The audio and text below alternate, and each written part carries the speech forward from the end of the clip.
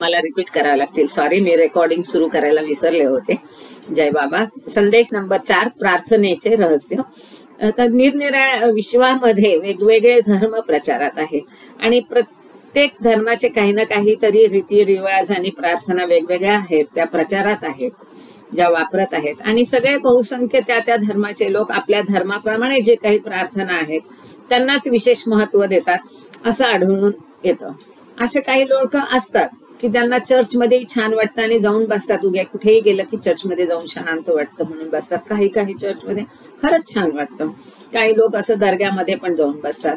किंवा नानकजीचं जे आहे गुरुद्वारा, तोही सगळ्यांसाठी ओपन असतो आणि मुख्य म्हणजे ती लोक फार सेवा भाव पण असतो त्यांच्या ठिकाणी. लंगर वगैरे चालवले असतं. गोरगरिबांची, नडलेल्यांची ती लोक मदत करतात तिथे. म्हणजे काही लोक असे ओपन माइंडेड पण असतात की जे कुठेही जाऊन, ती जी मग कुठल्याही धर्माचं ठिकाण असो, त्यांना तिथे चांगलं तिथे वातावरण असेल तर त्यांना तिथे आवडतं.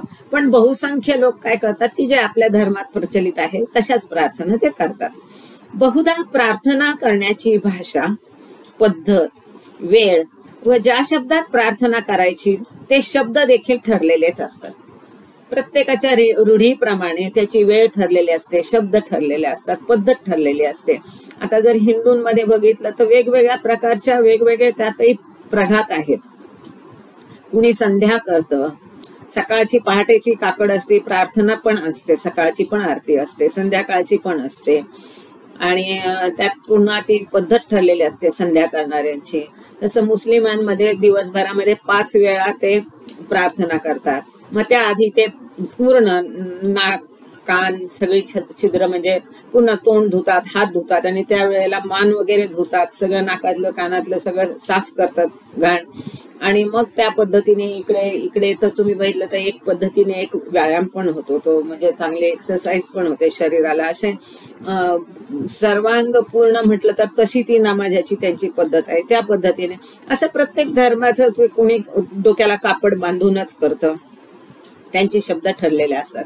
व या पद्धती विशेषात एखादा लहान सहान देखील फरक झाल्यास प्रार्थनेचे आध्यात्मिक महत्व कमी होते, अशीच बहुसंख्य लोकांची समजूत असते. त्यांना असं वाटतं की नाही, याच्यात काही वर खाली झालं तर त्याचं महत्व होणार नाही, ती प्रार्थना लागू पडणार होईल, देव कोपेल, ह्या सगळ्या भीतीच्या भावना असतात. वास्तविक तसं नसतं. सारांश, साधारणतः बहुजन समाजाच्या प्रार्थनेमध्ये अंतरंगापेक्षा बहिरंगावर आणि भावार्थापेक्षा बाह्यविधीवर जोर जास्त असतो. अंतरंग म्हणजे त्याचा भाव, की प्रार्थना खरं काय असतं, ईश्वराचं स्तुती. खरी प्रार्थना म्हणजे ईश्वराची स्तुती असते, त्याचं वर्णन असतं. काही मागण्यासाठी केलेली प्रार्थना, जसं आता आपण या लेक्चरच्या सुरुवातीला म्हणतो की बाबा आमचं मार्गदर्शन करा, हसतायत बाबा, आम्हाला तुमच्या असाचा आनंद द्या, हे आपण काहीतरी मागतोय. हे काहीतरी मागण्यासाठी केलेली प्रार्थना खरी प्रार्थना नाही. पण जी परवरदिगार प्रार्थना, इतकी नितांत सुंदर प्रार्थना तुम्हाला मला असं वाटतं हा आपल्या बाबांवरच्या प्रेमामुळे हा भाव असेल. पण तुम्ही जर बघितलं की परवरदिगार प्रार्थना तुम्ही पूर्ण अभ्यास करा, संपूर्ण गॉड स्पीक्स, तुमचं टिफिन लेक्चर सगळं काही त्यात सामावलेलं आहे. इतकी सुंदर, इतक्या कमी शब्दात इतकं सगळं काही, संपूर्ण जीवन आणि अध्यात्माचं सार त्याच्यात आहे. आणि आपण हे लेक्चर वाचताना आपल्याला अनेकदा आठवण येते त्या प्रार्थनेतल्या शब्दांची. तू अमर्याद आहेस, वगैरे असीम आहेस, जे काही विथ ॲट्रिब्यूट्स आणि विदाऊट ॲट्रिब्यूट्स, असे जे सगळ्या गोष्टी आहेत त्या इतकी सुंदर आहे परवरदिगार प्रार्थना. आणि बाबांनी स्वतः ती दिली, ते स्वतः त्या प्रार्थनेत सामील व्हायचे. आणि अत्यंत बाबा सुद्धा प्रार्थनेच्या आधी तोंड हात धुवायचे. तुम्ही मेहराजादला बघितलं असेल, माझं तिथलं दर्शन मला चांगलं आठवतं, त्यामुळे तिथलं ते टेबल आणि ते तेव्हा पण होतं की त्या टबमध्ये बाबा आधी हात तोंड धुवायचे आणि मग प्रार्थनासाठी उभं राहून नेहमी प्रार्थना करायचे. डेफिनेटली प्रार्थना ही अगदी हृदयापासून केलेली प्रार्थना. बाबा सांगतात हृदयाच्या अंतर्हृदयातून, मनापासून जे तुमचं उफाळून येतं ती सर्वोत्तम पूजा, ती खरी पूजा. मग त्यात तुम्हाला काही करायचं वाटू दे, परमेश्वराला मिठी मारायची इच्छा होऊ दे, त्याला किस करायची इच्छा होऊ दे, त्याच्या पायावर फुलं अर्पण करायची इच्छा होऊ दे, किंवा त्याच्या गळ्यात हार घालायची इच्छा होऊ दे, जी पण तुम्हाला इच्छा होईल, जे अंतरंगातून तुमच्या मनापासून जो भाव प्रगटेल, तो जो हृदयापासून केलेला असेल, ती खरी प्रार्थना ती त्याच्यापर्यंत नक्की पोहोचते. असं जरी असलं, आणि बाबा इतके दयाळू आहेत की त्यांना माहिती आहे की ह्या सामान्य कुवतीच्या आपल्यासारख्या माणसांना हे प्रत्येक वेळेला 100% शक्य नाही. म्हणून त्यांनी आपल्यासाठी, जय बाबा गणेशजी, त्यांच्यासाठी आपल्यासाठी काय केलंय की ते स्वतः सगळ्यांसाठी, सगळ्या विश्वासाठी त्यांनी त्यांना स्वतःला प्रार्थना म्हणण्याची गरज होती का? नाही. संपूर्ण विश्वासाठी केलेली ती प्रार्थना आहे. आणि त्यांनी हे म्हणून ठेवलं की त्यामुळे त्याचं महत्व अनन्यसाधारण आहे. भले बरीच लोक म्हणतात की सकाळ संध्याकाळ प्रार्थना म्हणणं म्हणजे पुन्हा रूढी झाली, किंवा रोजची प्रार्थना म्हणजे कंटाळवाणी किंवा मेकॅनिकल होते, पण तशी ती केली तरीही त्याचं महत्व, त्याचा फायदा होणार, तो होणारच. बाबांनी काही 7ची वेळ घालून दिली नव्हती. ही पुढे मंडळींनी सर्वानुमते ठरवलेली वेळ आहे. आणि मंडळी हे बाबांचे सर्कल मधले मंडळी असल्यामुळे त्यांच्या ह्याच्याने आपण सध्या चाललेलो आहोत. नाही 7ला जमले, 9ला करा, 10ला करा. माझ्या लहानपणचं मला आठवतं, संध्याकाळी 7ला सगळे अशा हाफ सर्कल मध्ये बाबांच्या फोटो समोर उभं राहून आम्ही प्रार्थना करायचो. पुढे जो तो पांगला ज्याने त्याने आपल्या सवयीने, कोणाचे लेक्चर, कोणाचे ट्युशन नंतर केली, 9ला केली, 10ला केली, तरी काही बिघडत नाही. पण बाबा काय सांगतात की अंतरंग जो आहे, भाव आहे, मनापासून प्रेमाने, मग हे कसं साधेल? शक्यतो प्रयत्न करायचा. मी हे आता मनाचं बरंच सांगते, अजून पुस्तकाचं असेल तेव्हा माझा टोन बदलतो, तेवढं लक्षात घ्या, नाहीतर कुणी म्हणेल हे पुस्तकात दिलं नाही. पण कधी कधी प्रॅक्टिकलिटीने आपण ते कसं साधू शकतं हे सांगणं ही कर्तव्य आहे असं मला वाटतं. आणि जर ते कुणाला पटत नसेल तर मला माफ करा. प्रॅक्टिकली हे कसं जमेल? तर मला असं वाटतं की त्यावेळेला मन भरकटू द्यायचं नाही, पहिली गोष्ट प्रार्थना करताना. मग ते कसं शक्य होईल? तुम्ही लक्ष द्या. एक तर बाबांच्या फोटोवर सतत चेहरा दृष्टी ठेवून म्हणा किंवा डोळे मिटून म्हणा. पण बाबांनी कुणाला तरी सांगितलं होतं की डोळे मिटू नको आणि सतत माझ्या फोटोवर लक्ष केंद्रित कर. मला स्वतःला डोळे झाकून जास्त आनंद येतो. दुसरं काय करू शकता? प्रार्थनेचा जो प्रत्येक शब्द आहे, ती प्रार्थना म्हणताना त्या शब्दावर, त्या वाक्यावर, त्याच्या अर्थावर तुम्ही लक्ष जर केंद्रित केलं तर मन भरकटण्याचे चान्सेस कमी आहे. प्रत्येक शब्दावर तुम्ही, आता अजून कुणाचं मन भरकटत असेल किंवा नसेल, समजा कुणाचं असेल, त्यांनी हे करून बघा की प्रत्येक शब्दावर तुम्ही लक्ष द्या प्रार्थनेतल्या. मग काही प्रश्नच येत नाही दुसरे कुठले विचार. आणि हे प्रार्थना हे आत्मबळ वाढवण्याचं, शुद्धीकरणाचं, वातावरण निर्मितीचं ही एक साधन आहे. हे आपण विसरून चालणार नाही, असंही बाबांनी पुढे म्हटलेलंच आहे याच्यामध्ये. म्हणून बाबा सांगतात, भले तुम्ही हात पाय तोंड धुवून झाला तर जरा फ्रेश वाटतं, मग शरीराला प्रसन्न वाटलं म्हणजे मनही तिथे त्याच्यावर केंद्रित करायला मदत होते, हाही भाव असू शकेल. पण बाह्यरंग जे आहे त्याला तुम्ही उदबत्ती लावा, किंवा आजकाल बरेच लोकांना दम्याचा वगैरे त्रास होतो, ॲलर्जी असते उदबत्तीचा, त्यांना त्रास होतो. जोगदन काका आमच्याकडे भजनाला यायचे, ते सांगायचे उदबत्ती लावू नको. जोशी काका सांगायचे की दिवा बिवा लावू नको. दिवा का लावायचा?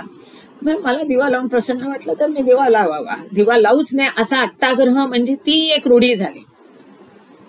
सांगायचं काय की त्या बाकी फुल वाहिलं किंवा नाही वाहिलं, तांदूळ हळद कुंकू वाहिलं नाही वाहिलं, त्यांनी काही फरक नाही पडत. बाबा सांगतात बाह्य रंगावर त्याचा भर न देता जे मनापासून हृदयात त्याचा भाव आपला त्या प्रार्थनेत असावा. सारांश, साधारणतः बहुजन समाजाच्या प्रार्थनेमध्ये अंतरंगापेक्षा बहिरंगावर आणि भावार्थापेक्षा बाह्यविधीवर जास्त जोर असतो. परंतु या प्रवृत्तीमुळे, ही जी सवय आहे, प्रवृत्ती आहे, अनेक वेळा प्रार्थना म्हणजे यांत्रिक पोपटपंचीच बनते. यांत्रिक पोपटपंची नाही बनली जाते. व प्रार्थना तत्वाचा गूढार्थ बाजूलाच राहतो. किती छान शब्द बाबा इथे वापरलाय, प्रार्थना तत्व. जे काही प्रार्थनेचं तत्व आहे ते काय आहे? अंतःकरणाची शुद्धी आहे. बऱ्याचदा बघा कुणी म्हणतं की मला फार निगेटिव्ह सगळे विचार येतात, मला फार निगेटिव्ह वाटतंय, मला फार डिस्टर्ब वाटतंय, माझं मन शांत नाही. प्रार्थना म्हणा, एकदाच म्हणायला पाहिजे सकाळ संध्याकाळ असं नाही, दिवसात केव्हाही म्हणू शकता, एकदा सोडून 5दा म्हणू शकता, 10दा म्हणू शकता. प्रार्थना म्हणा, ती सारखी रिपीट करायची कंटाळा तुम्ही मेहर चालीसा म्हणा. 101 नेम्स ऑफ गॉड. प्रार्थना ही बाबांनी बनवण्याआधी ते 101 नेम्स ऑफ गॉड बाबांनी दिले होते, ते म्हणजे पण प्रार्थनाच आहे. बाबांनी मेहरामाईंना, बाबा स्वतः टूरवर गेले असताना, नाशिकमध्ये वास्तव्याला असताना मेहरामाईंना एक वेगळी प्रार्थना लिहून दिली होती. ती आता मी नेमकं त्याचे शब्द आणि हे थोडं विसरले, आय एम सॉरी. त्या पुस्तकातून बघून ठेवायला पाहिजे.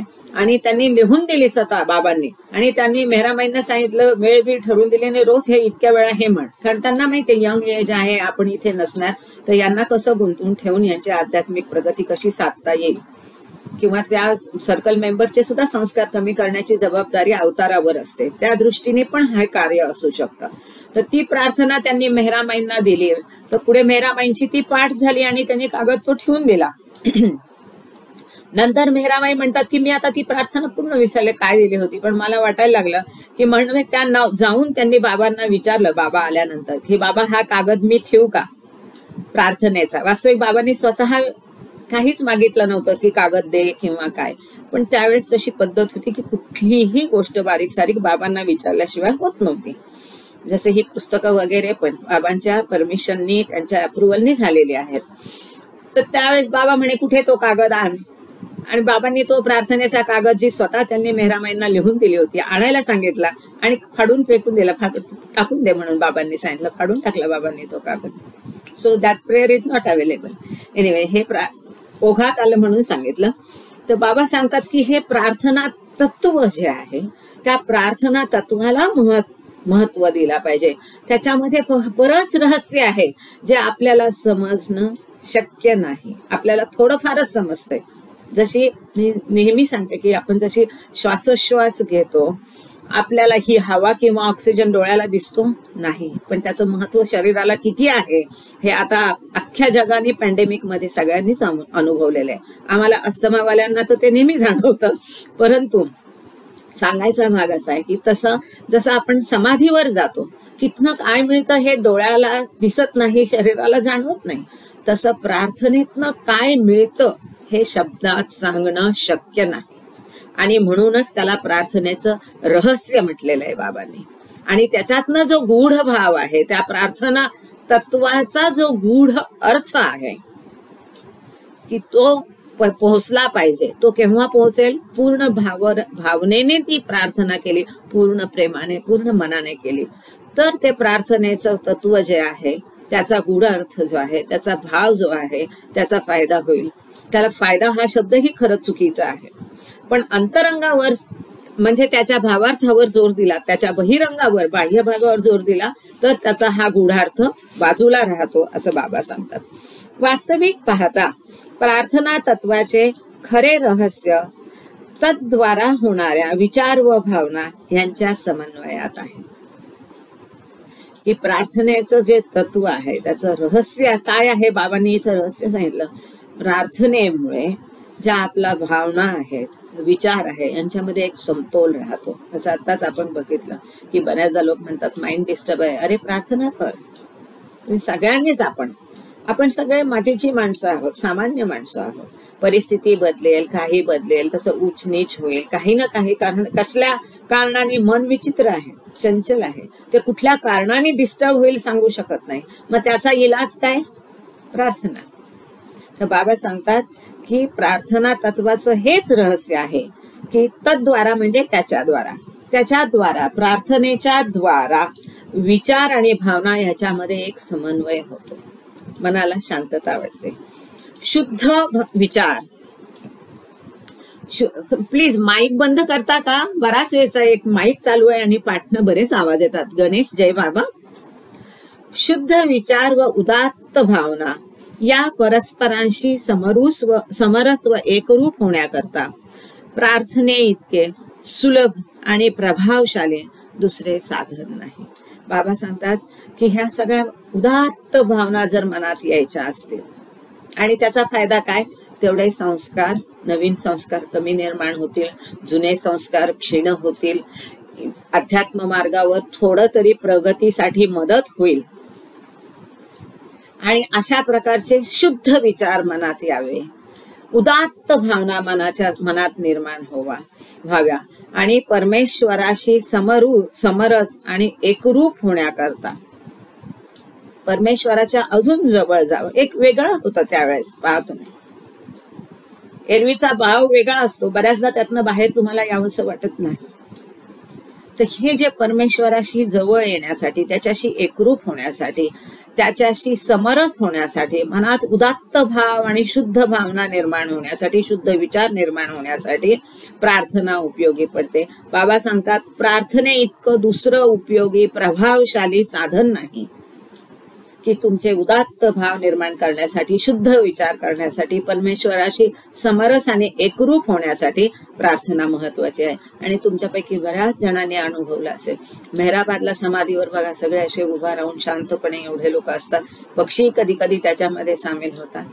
एक क्षणाला अशा लहरी जाणवतात की तिथून संपूर्ण समुदायावर प्रसारित होताना. हे प्रार्थनेचं रहस्य, हे प्रार्थनेचं महत्व आहे. केवळ अध्यात्मचिंतनाने, पुढे बाबा सांगतात, केवळ अध्यात्मचिंतनाने बुद्धी प्रखर होईल. केवळ कर्मकांडातील विधियुक्त पूजेमुळे शरीराला आणि मनाला शिस्तीचे वळण लागेल व थोडा बहुत हृदयाचाही विकास होईल.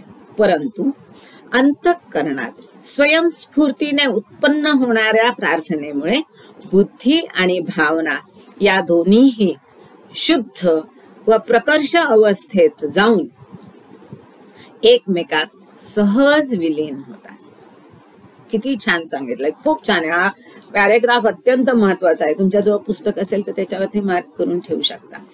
इथे प्रत्येक गोष्टीमुळे काय साध्य होतं तेही बाबांनी थोडक्यामध्ये सांगितलेलं आहे.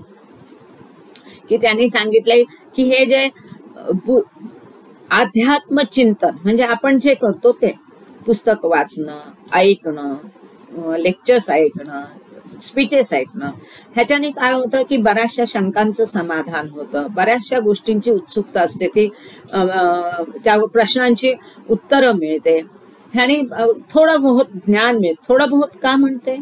कारण जे अनंत ज्ञान आहे, त्या अनंत ज्ञानाचं हे ज्ञान म्हणजे एक झलक्याची झलक आहे, केवळ किरणं आहेत.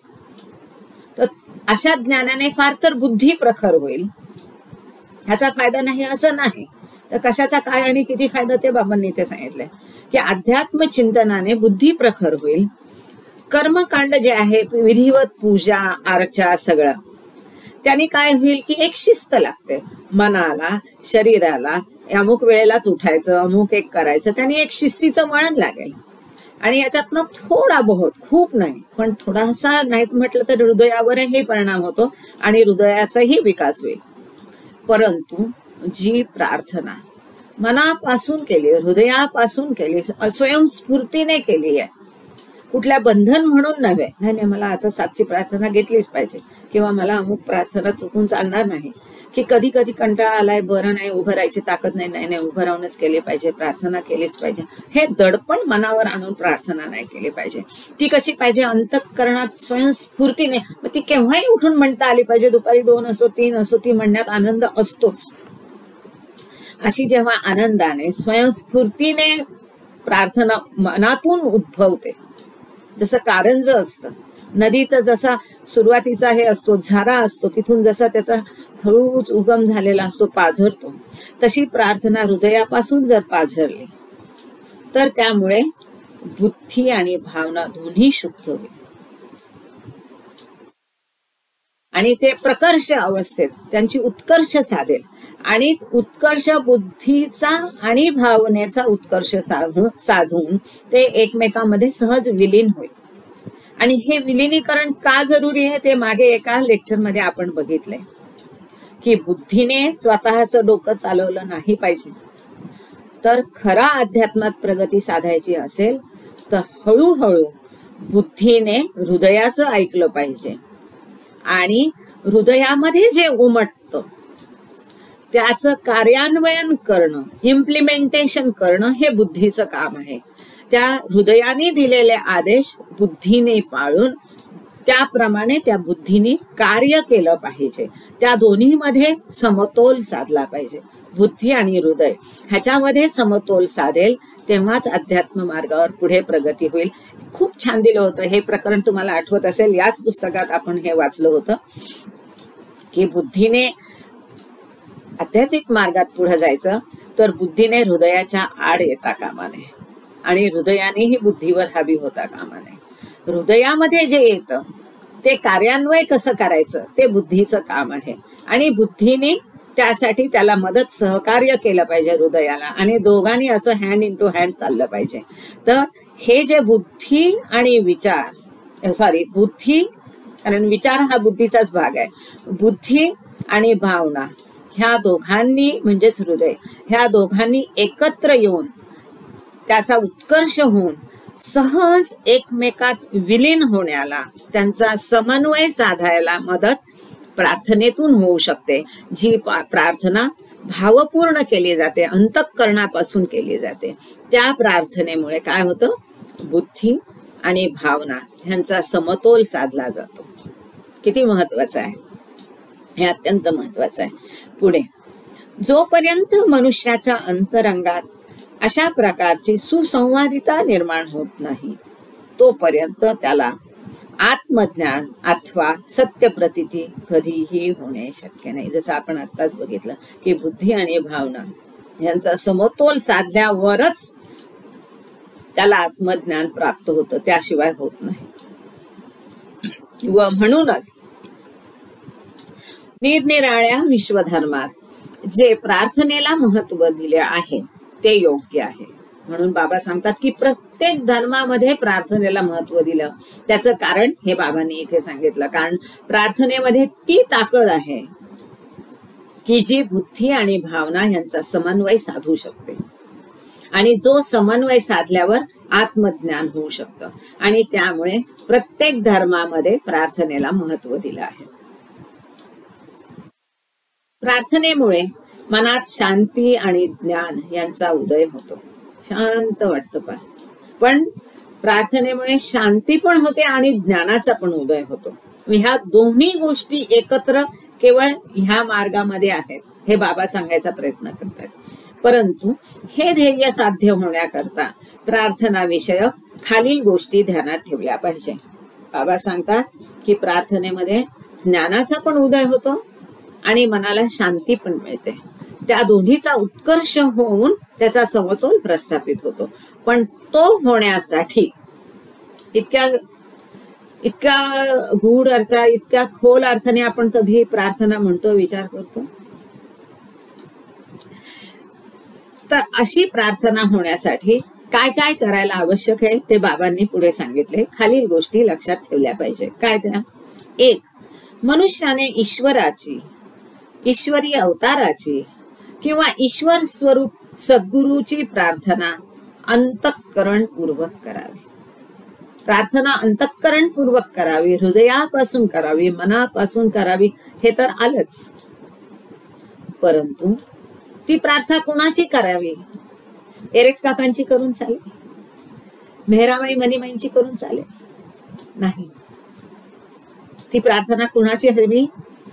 ईश्वराची हवी, ईश्वरी अवताराची हवी, किंवा जो ईश्वर स्वरूप सद्गुरू आहे त्याची हवी. हनुमान काय होता? ईश्वर नव्हता, भक्त होता.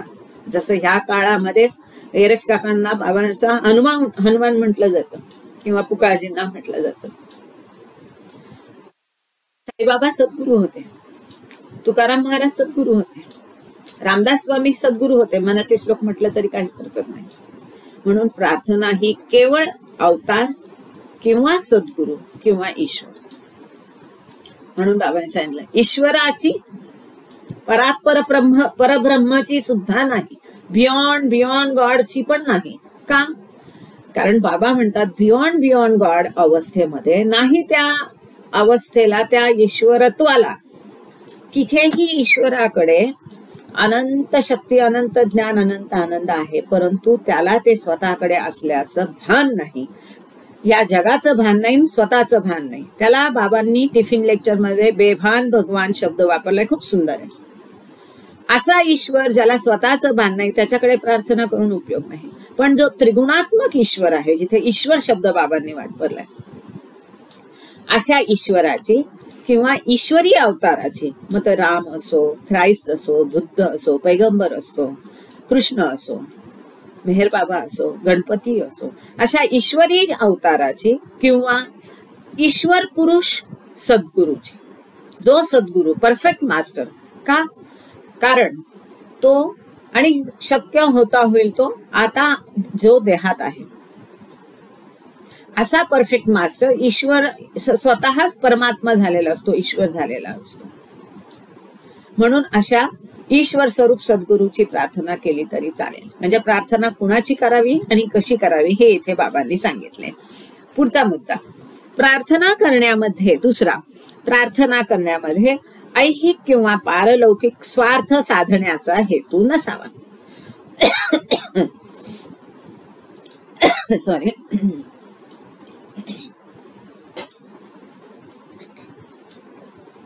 प्रार्थना करण्याने असं होईल, तसं होईल, मला हे मिळेल, ते मिळेल, किंवा माझ्या अध्यात्मात प्रगती होईल, किंवा माझ्या मुलांचं भलं होईल, असा स्वार्थी हेतू प्रार्थना करताना नसावा. प्रार्थना करण्यामध्ये ऐहिक म्हणजे भौतिक असा कुठलाही स्वार्थ नसावा, कुठलाही तसा हेतू नसावा. केवळ ईश्वराचं गुणगान करायचं, त्याच्या सहवासात दोन घटका शांत घालवायच्या, त्याच्याशी गप्पा गोष्टी करायच्या, त्याच्याशी भेट घ्यावी, गळा भेट घ्यावी, छान वाटतं, एवढाच छान वाटतं प्रार्थना केल्याने, एवढ्याच हेतूने प्रार्थना करावी, ते मनापासून असावी. त्यात स्वार्थी हेतू कुठलाही, काही स्वार्थ साधण्याचा, ऐहिक किंवा पारलौकिक, आध्यात्मिक किंवा भौतिक स्वार्थ साधण्याचा कुठलाही हेतू त्या प्रार्थनेमध्ये नसावा. तिसरं, आपल्याला परमात्म्याचे खरे स्वरूप समजावे व आपण त्याच्याशी एकरूप व्हावे, हेच प्रार्थनेचं उद्दिष्ट असावं. खरं तर उद्दिष्ट काहीच, निर्हेतुक प्रार्थना ही सुंदर असेल, पण असलंच उद्दिष्ट तर काय असावं, की त्या, असं का म्हटलं असेल इथे बाबांनी? कारण आताच जसं बाबांनी सांगितलं की प्रार्थनेमुळे बुद्धी आणि भावना ह्या दोन्हीचा समतोल होतो आणि त्यामुळे आत्मज्ञान होतं. हे त्या प्रार्थनेचं रहस्य आहे. म्हणून त्याच्यातून जर काही उद्दिष्ट साध्य करायचं हेतूच असेल, उद्दिष्ट साध्य करायचंच असेल, तर ते काय असावं, की परमात्म्याचं खरं स्वरूप आम्हाला समजावं, त्याच्याशी आम्ही एकरूप व्हावं, त्या परमात्म्याशी आमचं मिलन व्हावं, एवढंच उद्दिष्ट असावं. पुढचं 4 नंबर,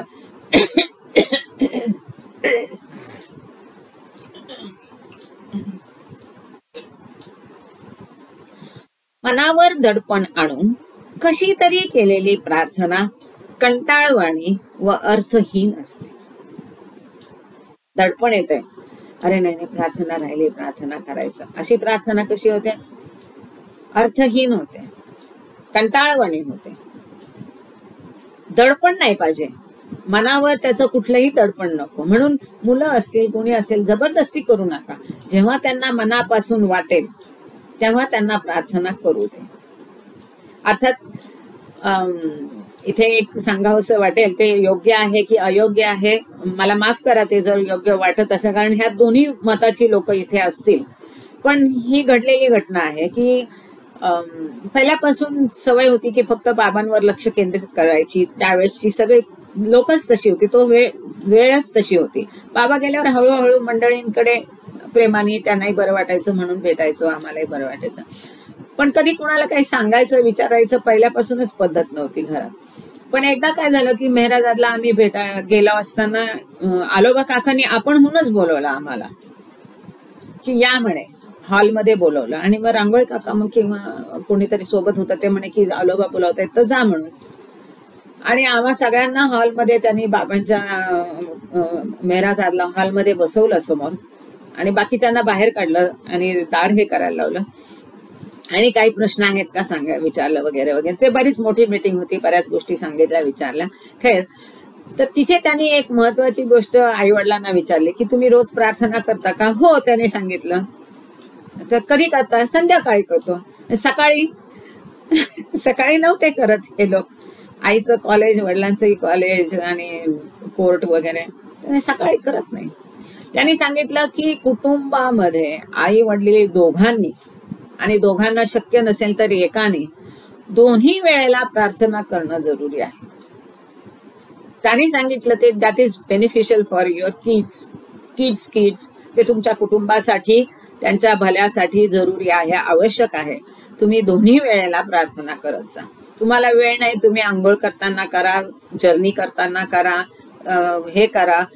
आता हा भाग वेगळा आहे आणि हे पुष्कळ नंतर आलोबा काकांनी सांगितलं. त्यावेळेला बाबा नव्हते, पण आलोबा काकांच्या सांगण्याला त्याला बॅकग्राऊंड असतं, त्याला काही कारण असतं, त्याला काही कंगोरे असतात. तो भाग वेगळा, जस्ट वाटलं म्हणून शेअर केला. I don't know whether I should have told or not, I am sorry.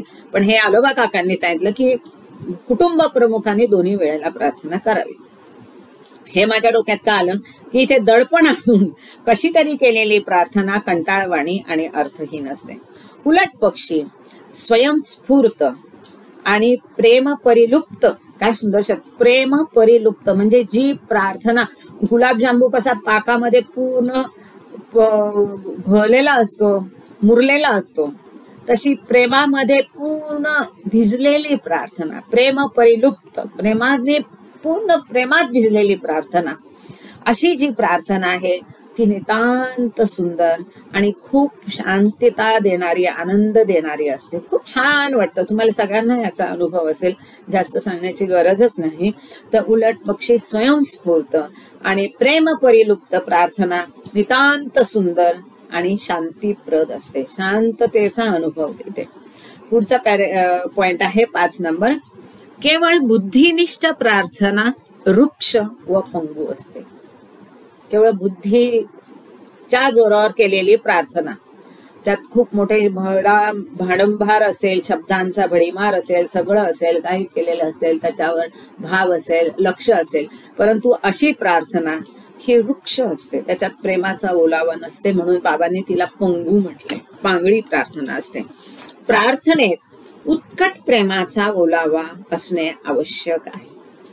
बुद्धी व भावना या दोहोंना प्रार्थनेमध्ये पूर्ण अभिव्यक्ती मिळाली पाहिजे. हे फार महत्वाचे, वेगळंच आहे. केवळ बुद्धिनिष्ठ प्रार्थना पांगळी असते, पण ज्या प्रार्थनेमध्ये बुद्धी आणि भावना, म्हणजे जसं आता सांगितलं की प्रत्येक भावना पूर्ण प्रार्थना व्हावं, त्यात लक्ष यावं, म्हणून प्रत्येक शब्दावर लक्ष केंद्रित करून तुम्ही त्याची सुरुवात करू शकता. ही एक टीप झाली, प्रॅक्टिकल टीप, लक्ष भरकटू नये म्हणून. पण बुद्धी आणि भावना या दोहोंना प्रार्थनेमध्ये अभिव्यक्ती मिळाली पाहिजे असं बाबा म्हणतात. जेव्हा दोघांना अभिव्यक्ती मिळेल तेव्हाच त्या दोन्हीचा समतोल होईल, आणि दोन्हीचा समतोल होईल तेव्हाच आत्मज्ञान होईल. व या दोन घटकांमध्ये समतोलपणा पाहिजे, बुद्धी आणि भावना. कसं आपण ते मागे पण बघितलेलं आहे की हृदयामध्ये जे येईल, भावना जिथं जाईल, हृदयात जे येईल, भावना म्हणजे भावना नाही नागपूरच्या आपल्या हृदयामधून जे उमटेल ते कार्यान्वित करण्याची बुद्धीची जबाबदारी आहे की ते कसं आता करायचं. आपल्याला म्हटलं अरे मदत करावी, एखादा गरजू आहे, आजारी आहे, मग आता ती मदत कशी करता येईल? जीपे करता येईल, गुगल पे करता येईल, नेफ्ट करता येईल, RTGS करता येईल, चेक द्या, हे कार्य बुद्धीचं. म्हणजे त्या प्रार्थना जेव्हा हृदयापासून उमटते, त्या हृदयाला जे वाटतं की हे प्रभूसाठी करावं, सुंदर फुलांचा स्वतः हार करावा, मग ती फुलं कुठे मिळतील, मग कुठल्या बागेत जाऊन तोडायची, तिथे परमिशन आहे की नाही, की घरात पाणी झाड लावायचं, हे सगळं कार्यान्वयन करणं हे बुद्धीचं काम झालं. म्हणजे बुद्धी इन शॉर्ट फार महत्वाचं. हे प्रार्थनेचं रहस्य बाबांनी इथे सांगितलंय की प्रार्थनेमध्ये जी प्रार्थना अंतःकरणापासून उमटते त्या प्रार्थनेमध्ये बुद्धी आणि भावना ह्यांचा समतोल होतो, समतोल झाला पाहिजे. तिथे दोन्हींना अभिव्यक्ती मिळाली पाहिजे. त्या प्रार्थनेमध्ये बुद्धी आणि भावना ह्या दोन्ही घटकाचा समतोल झाला पाहिजे. ही प्रार्थना एकांगी नसावी, तेव्हा ती परिपूर्ण प्रार्थना होईल. सारांश प्रार्थना एकांगी नको. जय बाबा. इथे प्रार्थनेचं रहस्य हा संदेश संपलाय. आता आपण लगेचच पुढचा संदेश घेऊ. अगदी छोटा 4 ओळींचा संदेश आहे. नाम महात्म्य संदेश अत्यंत महत्वाचा आहे. पण तत्पूर्वी 2 गोष्टी. तर आजचं एक प्रार्थना कोणाला द्यायची ते बघून घ्याल. जर त्या जयश्री निस्ताने किंवा निस्ताने असतील तर आज प्रार्थना आपण त्यांना देऊया. त्यांनी महत्वाचं काम केलंय बाबांच्या पुस्तकाचं पब्लिकेशनचं. आणि दुसरं म्हणजे, किंवा ते नसतील तर केतकी ठरवेल कोणाला प्रार्थना द्यायचं. गणेश दिसतायत मला. आणि दुसरं म्हणजे आता जो आपण टॉपिक घेतला प्रार्थनेचं रहस्य, तर त्याच्यावरती कुणाला काही प्रश्न असतील तर प्लीज विचारा. अगदी मोकळे मनाने विचारा की काय अडचणी असतील, माझं लक्ष लागत नाही, मला प्रार्थना म्हणायचा कंटाळा येतो, किंवा मला शब्द विसरतात, मी प्रार्थनेत खूप एनग्रॉस झाले तर, किंवा असं काही जे काही असेल ते कुणाला विचारायचं असेल जरूर विचारा. किंवा कुणाला काही आणखून सांगायचं असेल, शेअर करायचं असेल तर मोस्ट वेलकम. जय बाबा.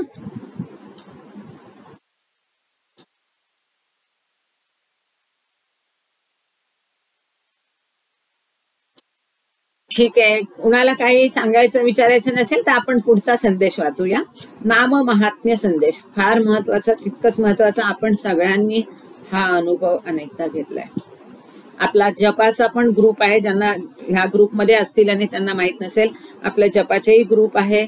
आणि आधी बाबांनी आपल्याकडनं 3 महिन्याचा आणि नंतर कंटिन्युअस 6 महिन्याचा नॉनस्टॉप जप करून घेतलाय. आताच नुकता हर्टलँडचा पण जपचा झालेला आहे. तर जपाचं सगळ्यांना इथे महत्व जाणतायत. पण बाबांनी हा संदेश जानेवारी 1943 ला दिलाय. आणि तो छोटासा संदेश काय दिला ते आपण बघूया. नाम महात्म्य संदेश. सर्व जग, 1943 म्हणजे दुसऱ्या महायुद्धाचा काळ, सर्व जग हल्ली दुःख व गोंधळ यांचा अनुभव घेत आहे. बाबांनी सांगितलंय. आणि आताही काही परिस्थिती वेगळी नाहीये. या दुःखातून व अंधाधुंदीतून आध्यात्मिक सुव्यवस्था निर्माण करण्याकरता अखिल विश्वाच्या मुळाशी असणाऱ्या दैवी शक्तीची प्रार्थना करण्याशिवाय दुसरा मार्ग नाही. आपण जेव्हा 3रं महायुद्ध नको होऊया म्हणून आपण जप सुरू केला, प्रार्थना सुरू केली, तेव्हा काही लोकांनी आपल्याला वेड्यात जरूर काढलं. पण इथे बाबांनी स्वतः सांगितलंय. त्यामुळे प्रार्थना अशी करायची की नाही, जप करायचा की नाही देवाकडे, ह्याचं उत्तर बाबांनी स्वतःच इथे स्पष्ट देऊन ठेवले. की बाबा सांगतात अशी जेव्हा अंधाधुंद अवस्था होईल, दुःख व्यवस्था होईल, आध्यात्मिक सुव्यवस्था निर्माण करायची असेल तर ह्या संपूर्ण विश्वाच्या मुळाशी काय आहे? दैवी शक्ती आहे. ह्या विश्वाच्या समृद्धीसाठी, शांततेसाठी, सुखासाठी त्या दैवी शक्तीची जरूर प्रार्थना करायला हवी. आणि त्या दैवी शक्तीची प्रार्थना करण्याशिवाय दुसरा मार्ग नाही. इथं बाबांनी स्पष्ट सांगितले. या दुःखातून व अंधाधुंदीतून आध्यात्मिक सुव्यवस्था निर्माण करण्याकरता अखिल विश्वाच्या मुळाशी असणाऱ्या दैवी शक्तीची प्रार्थना करण्याशिवाय दुसरा मार्ग नाही. परमेश्वराची अंतःकरणपूर्वक प्रार्थना केल्यास आणि त्याचे नाव कोणत्या तरी धर्म पद्धतीने घेतल्यास मानवाचे अंतःकरण शुद्ध होऊन ईश्वरी व निर्मितीक्षम प्रकाशपर शक्तीचा आविष्कार होतो.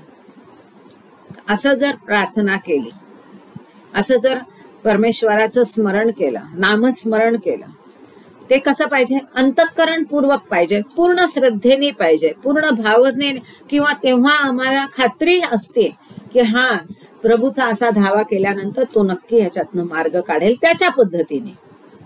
तिथे आपण त्याला पद्धत किंवा आपला दुराग्रह नको की भगवंता आता हे असं आहे तर तू काय ते बघ. पण ते मनापासून प्रेमाने आणि पूर्ण श्रद्धेने, भावनेने हवं. अशी जेव्हा आपण प्रार्थना करतो, मग ते कुठल्याही पद्धतीने करा, कुठल्याही धर्माच्या पद्धतीने करा, नमाज करून करा, साष्टांग नमस्कार घालून करा, किंवा आणखीन कुठल्या पद्धतीने करा. असं केल्याने मानवाचं अंतःकरण शुद्ध होतं, जे आपण आधीच बघितलं. बुद्धीचा पण विकास होतो तिथे. आणि जी निर्मितीक्षम अशी जी शक्ती आहे, ईश्वरी शक्ती जी आहे, ती ईश्वरी शक्ती कशी आहे? तिच्यात संपूर्ण विश्व तिने निर्माण केलं. मग त्या विश्वात अशी शांतता निर्माण करण्याची शक्ती त्या ईश्वरी शक्तीत नसणार का? असणार. म्हणजे ती ईश्वरी शक्ती कशी आहे? निर्मितीक्षम आहे. आणि अशा त्या ईश्वराचा, त्याच्या निर्मितीक्षम शक्तीचा प्रगट होते, तिचा आविष्कार होतो, ती उदयाला येते. कशामुळे? अंतःकरण पूर्ण, भावपूर्णतेने, पूर्ण विश्वासाने, श्रद्धेने प्रार्थना केल्यानंतर त्या ईश्वरी शक्तीचा प्रत्यय येतो, ती उदयास येते, ती असतेच. उदयास यायचं म्हणजे तिचा प्रत्यय येतो. परमात्माच एकमेव सत्य वस्तू आहे, बाकी सगळं असत्य आहे, भास आहे. आणि जे कोणी त्याला भक्तिपूर्वक शरण जाऊन त्याचे प्रेमाने स्मरण करतात ते स्वतःच्याच शिवात्म्याशी आणि अखिल विश्वातील चैतन्याशी एकरूप होतात. आपण कुणी वेगळे आहोत का? नाही, आपण पण परमात्मा आहे. आपण तो गोल बघितला होता टिफिन लेक्चर मध्ये, परमात्म्याचा असा अर्थ. सर्व काही त्याच्यामध्ये आहे, सर्व काही त्या परमात्म्या आहे, सर्वांमध्ये तो परमात्मा आहे, त्याच्या बाहेर काहीच नाही. मग आपण जर सर्व त्याच्यामध्ये आहोत, तो परमात्मा जर एकमेव सत्य वस्तू असेल, तर त्याला जेव्हा आपण भक्तिभावनेने शरण जातो, खूप प्रेमाने त्याचं स्मरण करतो, तेव्हा काय होतं? आपण म्हणजे परमात्म्याचा अंश आहे. आत्मा हा परमात्म्याचा अंश आहे, म्हणजे खरं आपण परमात्मा आहोत. परंतु आपल्याला हे सत्य स्वरूप का दिसत नाही आपलं? कारण जसं बाबांनी सांगितलं, त्या आरशावर धूळ साचली तर त्यात प्रतिमा दिसत नाही, तशी ही संस्कारांची धूळ ह्या आत्म्यावर साचलेली आहे. पण तेवढ्या क्षणासाठी जेव्हा अत्यंत प्रेमाने मनापासून आपण परमेश्वराचं स्मरण करतो, तेव्हा आपण स्वतःच आपल्या शिवात्म्याशी एकरूप होतो. म्हणजेच हे जे विश्वात, अखिल विश्वात अनंत चैतन्य आहे, त्या चैतन्याशी आपण एकरूप होतो. आणि म्हणून ते जे काही तुम्हाला साध्य आहे ते साध्य होतं. एवढी मोठी गोष्ट आहे. नाम महात्म्य, प्रेमाने ईश्वराचं नामस्मरण करणं, प्रार्थना करणं. त्यावेळेला आपण आपल्याच अखिल विश्वात्मक जे चैतन्य आहे, परमात्म स्वरूप आहे, शिवात्म्याशी आपण एकरूप होतो. ही छोटी गोष्ट आहे का? त्या काही क्षणांसाठी ती एकरूपता साधण्यासाठी भले प्रार्थना, नाम महात्म्य, नामस्मरण. तुम्ही 15 मिनिटं करा, 10 मिनिटं करा, अर्धा तास करा, 1 तास करा, 2 तास करा. मेसेज टाकून कधी कधी विसरून जाते आणि तसंच जप चालू राहतो सकाळपर्यंत. तो भाग वेगळा. बाबांनी सांगितलंय की हळूहळू नामस्मरण कसं करायचं, की तुम्ही त्याची सवय लावली पाहिजे शरीराला. जसा श्वास सहज चालतो, इतकं सहज ते नामस्मरण पुढे पुढे चालू राहिलं पाहिजे. आणि इतकं सहज तो श्वास जसा आलेला आणि गेलेला आपल्याला जाणवत नाही, कळत नाही, तसं आपलं नामस्मरण चालू आहे हे आपल्याला सुद्धा उमकलं नाही पाहिजे. इतकं ते कंटिन्युअस श्वासासोबत चाललं पाहिजे. आणि असं जेव्हा श्वासासोबत नामस्मरण प्रभूचं होईल, तेव्हा कुणी कोमात गेलं काय आणि बेशुद्ध अवस्थेत गेलं काय, स्मरण चालू राहणार का? कारण कोमात जरी गेला तरी त्या व्यक्तीचा श्वास चालू असतो. आणि श्वासाबरोबर नामस्मरणाची सवय असेल तर तो कोमात जरी गेला तरी त्याचं नामस्मरण चालूच राहणार. म्हणून नामस्मरणाचं महात्म्य आहे की त्यावेळेला संपूर्ण विश्वाच्या मुळाशी जे चैतन्य आहे, तुमचं जे शिवात्म स्वरूप आहे, त्याच्याशी तुम्ही एकरूप होता. ज्या दैवी प्रेमाने मानवाचे सर्व प्रश्न सुटू शकतात, ते जागृत करण्याचे सामर्थ्य केवळ आत्मज्ञानी लोकांमध्येच आहे. ज्या लोकांना आत्मसाक्षात्कार झालेला आहे, त्यांच्यामध्ये असं सामर्थ्य आहे की त्या दैवी प्रेमाने ते मानवाचे सगळे प्रश्न सोडवू शकतात.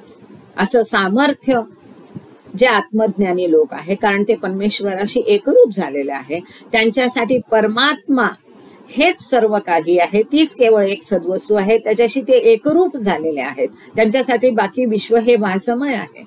त्यांच्यामध्ये त्या परमात्म्याला जागृत करण्याचं सामर्थ्य असतं आणि त्या दैवी प्रेमाने सगळे मानवतेचे प्रश्न सुटू शकतात. एवढा अत्यंत महत्वाचा छोटासा हा संदेश, नाम महात्म्य संदेश इथे संपतोय. कुणाला काय विचारायचंय, सांगायचंय? नाम जपाचं बऱ्याच लोकांना भरपूर छान छान अनुभव पण आलेले आहे. कुणा बोलायचंय, काही सांगायचंय, विचारायचंय? नाहीतर मग आपण लगेच पुढचा संदेश घेऊ. संदेश नंबर 6. हा संदेश बाबांनी नागपूरला गोरक्षण कंपाऊंड जे आहे, आम्ही नागपूरला असताना मुद्दाम बघितलं की बाबा जिथे जिथे जाऊन आले तिथे तिथे जायचं. आज जाऊ नव्हतो शकलो, संध्याकाळची वेळ अशी बाहेरूनच गेलो होतो. ते गोरक्षण कंपाऊंड नागपूर इथे 11 नोव्हेंबर 1944 ला बाबांनी ईश्वर आणि धर्म हा संदेश दिलेला आहे. संदेश नंबर 6. तर याच्यामध्ये सुद्धा आपण जर बघितलं तर दुसरं महायुद्ध चालूच होतं आणि संपलेलं नव्हतं. दुसरं महायुद्ध संपलं 1945 ला, पण त्यावेळेला बऱ्याच महत्वाच्या गोष्टी ह्या दरम्यान चालू होत्या. तर हा संदेश नंबर 6 आपण आज काय बघितलं. चौथा संदेश जो होता त्याच्यात बाबांनी प्रार्थनेचं रहस्य सांगितलं. ते प्रार्थनेचं रहस्य काय की प्रार्थनेमुळे जी प्रार्थना मनापासून भावनेपासून केली जाते, अंतःकरणपूर्वक केली जाते, त्या प्रार्थनेमुळे बुद्धी आणि भावना यांचा समन्वय होतो, ज्यामुळे आत्मज्ञानाची प्राप्ती होते. आणि बाबांनी 5वा संदेश दिलाय की नाम महात्म्य संदेश, की परमेश्वराचं नामस्मरण केल्यामुळे किंवा जर काही अशांती असेल तर ह्या विश्वाच्या पुढाशी जे चैतन्य आहे त्याची प्रार्थना करून त्याच्याकडून मदत तुम्ही घेऊ शकता आणि त्याच्यात तेवढं सामर्थ्य असतं की ते प्रश्न सोडवण्याचं. 6वा संदेश आहे ईश्वर आणि धर्म. धर्माची जी संघटित स्वरूपे आज दिसतात त्यात त्या धर्माच्या आद्य प्रवर्तकांची खरी आणि स्फूर्तिदायी दृष्टी व्यक्त होत नाही. पहिलाच बॉम्बशेल बाबांनी टाकलाय, पण खरंच आहे, हे वास्तव आहे. आज जे धर्माचं स्वरूप कुठल्याही धर्माचं असू दे, ते हिंदू धर्म असू दे, मुस्लिम असू दे, ख्रिश्चन असू दे, पारसी असू दे, कुठलाही धर्म असू दे, आज जे त्याचं धर्माचं स्वरूप झाले ते पूर्ण बिघडलेलं स्वरूप आहे. जे ते मूळ स्वरूप होतं त्या धर्माच्या प्रवर्तकांनी, त्यांच्या संस्थापकांनी जी भावना मनात धरून त्या धर्माची स्थापना केलेली आहे ती पूर्ण बदलून गेलेली आहे. काळाच्या ओघात ज्यांनी काही लोकांनी अज्ञानाने किंवा स्वार्थी हेतूने त्या धर्माचं पूर्ण स्वरूपच बदलून टाकलेलं आहे. ज्या गोष्टी धर्मात सांगितलेल्या नाहीत त्या धर्माच्या नावावर खपवल्या जातात आणि अज्ञानी लोकांना फसवलं जातं. म्हणून बाबा सांगतात की आज जी संघटित स्वरूप आहे ते संघटनात्मक आहे. ते स्वरूप काय आहे, ते जे ज्यांनी धर्म स्थापना केला त्यांचा तो ज्या स्फूर्तिदायी दृष्टीने आणि आत्मतळमळीने त्यांनी ते स्थापना केली ती त्या धर्मात आज व्यक्त होत नाही. अंधविश्वास, ठराविक मते, आचार विचार हे आध्यात्मिक जीवनाचे सार असू शकत नाही. आणि हेच सगळं आजकाल आपण सगळ्या धर्मांमध्ये बघायला मिळतं. आपण आताच बघितलं की प्रार्थना कशी असावी, मनापासून, प्रेमाने, अंतःकरणापासून उमटलेली असावी. तिथे बाह्य विधींचा उपयोग नाही. तिथे स्पर्धा, तुझं माझा आवाज मोठा का छोटा ह्याचा उपयोग नाही. अशी प्रार्थना काय कुचकावी. तसंच बाबा इथे सांगतात की जे अंधविश्वास आहे, ठराविक अशी टोकाची मतं आहेत किंवा आपले आचार विचार आहेत, हे म्हणजे अशा प्रकारचे आचार विचार हे आध्यात्मिक जीवनाचं सार किंवा तथ्य असू शकत नाही. ह्या सगळ्या गोष्टी कशा आहेत, वरवरच्या आहेत. वरील गोष्टी वरपांगी आणि फोल तर असतातच, कुचकामी असतात, काही कामाच्या नसतात, पण पुष्कळ वेळा त्यामुळे नुकसान आणि दिशाभूल होते. नुकसान होतं. दिशा कोणती आहे, परमात्म्याशी एकरूप होण्याचे. त्याऐवजी माणूस वेगळ्या मार्गाला भरकटला जातो. स्पर्धा, द्वेष हे आणखीन तुम्हाला परमात्म्यापासून दूर घेऊन जातात. त्यांनी धर्ममार्तंडाच्या दंभाचा परिपोष होतो. जे धर्ममार्तंड आहेत ते स्वतःला सर्व काही समजतात, धर्मगुरु म्हणा किंवा कोणी काय म्हणा, त्यांचा जो ढोंगीपणा आहे, त्यांचा अहंकार आहे, हा द्विगुणित होतो, वाढतो आणि ते भोळ्या जनतेला फसवण्यास मात्र कारणीभूत होतात. बाह्यविधी आणि समारंभ यात गुरफटलेला धर्म म्हणजे आत्म्यास अडकवणारा सापळाच होय. बोल्ड मध्ये हे अक्षर बाबांनी छान लिहिले आहेत, फार महत्वाचं आहे. हे बाह्य जे समारंभ आहेत, विधी आहेत, मग ते ढोल ताशे असो, भोंगे असो, आरती असो, प्रार्थना असो, नमाज असो, काही असो, यज्ञ याग. आता यज्ञ याग आपण बघतोय की त्या काळात यज्ञ याग आणि हे विधी समारंभ भयंकर होते, फारच पाळलं जायचं, शिवाशिव पाळले जायचे. आता ते दिसत नाही, आता दुसरंच काही सुरू झालंय. पण हे जे असे बाह्य विधी आणि समारंभ आहेत, याच्यात जर तो धर्म गुरफटला असेल तर अशा गोष्टींचं पालन करणं म्हणजे आपल्या आत्म्याला एका सापळ्यात अडकवण्यासारखं आहे. धर्मांतर केल्यानेही या संकटातून सुटका होत नाही. तुम्ही म्हणाल की हिंदू धर्मातच असं फार वाईट गोष्टी आहेत, मुस्लिम धर्मातच वाईट गोष्टी आहेत, ख्रिश्चन, मग मी धर्म बदलतो, दुसऱ्या धर्मात जातो. नाही, धर्म बदलून तुम्ही त्या आपल्या आत्म्याची एका सापळ्यातून दुसऱ्या सापळ्यात फक्त ट्रान्सफर करता. तो सापळा नष्ट होत नाही. दुसरा त्यापेक्षा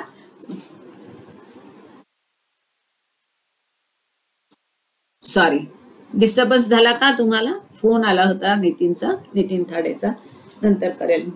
चालू आहे ना? जय बाबा, थँक्यू. आवाज येतो ना? ओके. तर असं जे आहे, बाबा सांगतात बाह्यविधी आणि समारंभ यात गुरफटलेला धर्म म्हणजे आत्म्यास अडकवणारा सापळा आहे. धर्मांतर केल्यानेही या संकटातून सुटका होत नाही, कारण धर्मांतर केल्याने मनुष्य एक सापळा सोडून दुसऱ्या सापळ्याचा आश्रय घेतो. आंबेडकरांनी धर्मांतर करू नये यासाठी बाबा आणि महात्मा गांधी दोघांनी खूप प्रयत्न केले. फायनली त्यांना सांगितलं की ठीक आहे, करायचं असतं बुद्ध धर्मात करावं, ते त्यांनी मान्य केलं. ह्याचं सगळं रेकॉर्डिंग आहे. तर असं धर्मांतर केलं तरी फार तर फार एक आत्मा काय करेल, एका सापळ्यातून उठून दुसऱ्या सापळ्यात अडकेल. म्हणजे धर्मांतर करूनही तुम्ही जर धर्माचे बाह्यविधीच आचरण करत असाल तर तुमची ती सापळ्यातून सुटका होत नाही. धर्माने जर माणसाचा आत्मा मुक्त होऊन त्यास ईश्वर प्राप्ती होत नसेल तर त्या धर्माचे काहीही प्रयोजन नाही. प्रयोजन म्हणजे कारण नाही. धर्माचं कारण काय असावं? धर्माचा हेतू काय असावा? ईश्वराचा साक्षात्कार, ईश्वराची प्रचिती, ईश्वराचं दर्शन, ईश्वराशी मिलन, हाच केवळ हेतू धर्माचा असावा. पण जर असा बाह्यविधी आणि समारंभ याच्यामध्ये आपण अडकलो, ह्या रिच्युअल्स मध्ये अडकलो, तर काय होईल की हा आत्मा मुक्त होऊन त्याला ईश्वराची प्रचिती, ईश्वराचं दर्शन मिळणार नाही. आणि जर अशा प्रकारे त्या धर्माचं आचरण करून जर आमच्या आत्म्याला ईश्वराचं दर्शन होणार नसेल, त्याची प्रचिती मिळणार नसेल, तर त्या धर्माचा काय उपयोग? काहीच उपयोग नाही. असे झाले म्हणजे धर्म जाऊन तिथे ईश्वर आलेला बरा. म्हणून बाबा सांगतात की रिलिजन गो, गॉड कम. धर्म जा, धर्माचं आता कारणच नाही, तिथे धर्म जाऊन ईश्वर आला पाहिजे. आणि आता आपण बघतोय यंग पिढी, बघा तुम्ही, त्यांचे विचार छान आहेत, बऱ्याच गोष्टी त्यांना पूर्वीच्या पटत नाही, हळूहळू. आणि आता आपण जसं बघतोय, जसे आंतरजातीय विवाह होतात तसे आंतरधर्मीय होतात. तिथे धर्म कोणता पाळणार? कधी दोन्हीचं कॉम्बिनेशन केलं जातं, कधी तिसराच पाळला जातो. जनगणनेत तुम्ही त्यांना कोणत्या धर्मात टाकणार? ज्याने आंतरजातीय आणि आंतरधर्मीय विवाह केले. तिथे धर्म जात ह्या संकल्पना खरं तर हळूहळू नष्ट व्हायला पाहिजे. त्या दृष्टीने समाज चाललेला आहे. पण काही लोक आपल्या स्वार्थासाठी जर त्याचा वापर करून त्याला अजून खतपाणी घालत असतील तर ते फार वाईट आहे. त्यातनं ही नवी पिढीच सगळ्यांना उद्धरू शकते आपल्या आचरणाने. मग ते कसं की धर्म जायला पाहिजे, फक्त ईश्वरावर लक्ष केंद्रित करा. ईश्वराने काय सांगितलंय? कुणीही वेगळं सांगितलं नाही. कारण तोच एक आत्मा परत परमात्मा म्हणून येतो. तोच एक परमात्मा आहे जो राम, कृष्ण, बुद्ध, मोहम्मद, पैगंबर, ख्रिस्त सगळं झालेला आहे.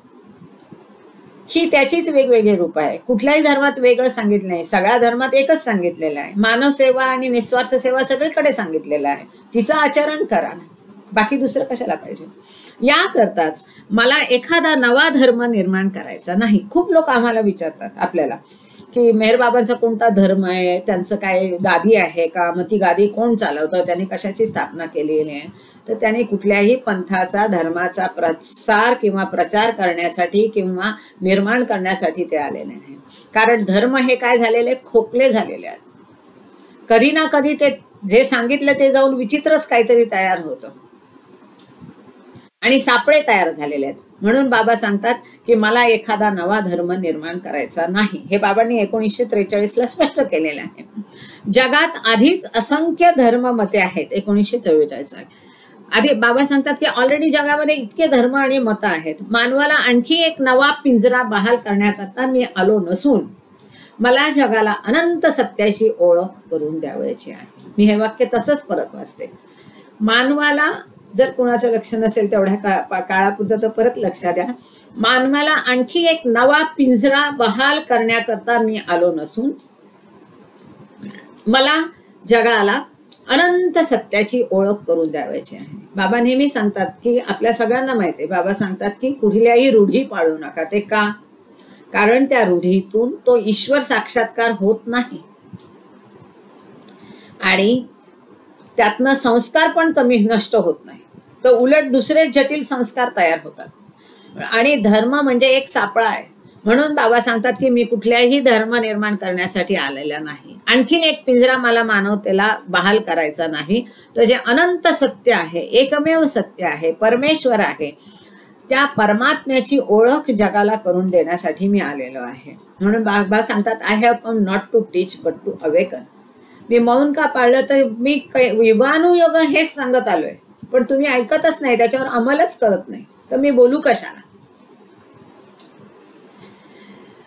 जगाला शब्दांची गरज नाही, प्रत्ययाची गरज आहे, म्हणजे प्रत्यक्ष अनुभवाची. ईश्वरी जीवनातील पूर्णता व स्वातंत्र्य त्यास हवे आहे. ईश्वरी जीवन कसं आहे? पूर्ण आहे, परिपूर्ण आहे, स्वतंत्र आहे, त्यात कशाची कमी नाहीये. अशा ईश्वरी जीवन बहाल करण्यासाठी मी आलो आहे असं बाबा सांगतात. यंत्रसम व भपकेबाज विधींचा उथळपणा नको. कसे विधी आहेत? कसा आहे गोविंदा आता आपला? असा गोविंदा पूर्वी तुम्ही पाहिलेला आहे का? मी तरी नाही बघितला. भपकेबाज, असे भपकेबाज आणि यंत्रसम विधींचा उथळपणा त्यांना नकोय. त्यांना कसं हवंय? ईश्वरी प्रेम, त्यातलं पूर्णता आणि स्वातंत्र्य, हे मी बहाल करण्यासाठी आलोय बाबा सांगतात. त्याला प्रेमाची गरज आहे. पाशवी शक्तीचा देखावा नको. आता तुम्ही बघाल तर इतके नवे नवे समारंभ, पालख्यांनी काय सुरू झालंय. तुकारामाचं, ज्ञानेश्वराचं इकडे तिकडे, पंढरपुरात ही आरास ती आरास, हे पूर्वी नव्हतं. सिम्प्लिसिटी होती, साधेपणा होता. आता तो जाऊन त्याला उथळपणा आलाय, भपकेपाच आलाय. तर अशा त्या भपकेपाचपणाची त्या ईश्वराला गरज नाही, किंवा तुमच्या आत्म्यालाही स्वतःच्या उद्धारासाठी त्या भपकेपणाची उथळ विधींची गरज नाही. त्याला प्रेमाची गरज आहे. पाशवी शक्तीचा देखावा नको. माझ्या पुढे जे कार्य आहे ते निर्मायक आहे, कन्स्ट्रक्टिव्ह कार्य आहे. त्यांना बनवायचंय, घडवायचंय, बिघडवायचं नाहीये. आपण सर्व एक आहोत, ही भावना त्यांना बिंबवायची आहे की आपण सगळे एक आहोत. पहिल्यांदा पण एका लेक्चरमध्ये बाबांनी सांगितले की आजचे जे सगळे समाजापुढचे, देशापुढचे, राज्यांपुढचे आंतरराष्ट्रीय प्रश्न आहेत, त्यात एकच तत्व तुम्ही अंमलात आणा की आपण सगळे एक आहोत, कुणीही वेगळे नाही. हे तत्व अंमलात आणून तुम्ही प्रश्नांची सोडवणूक करायचा प्रयत्न केला तर सगळे सामाजिक प्रश्न उत्तम रीतीने, सहजपणे, चांगल्यापणे सुटले जातील.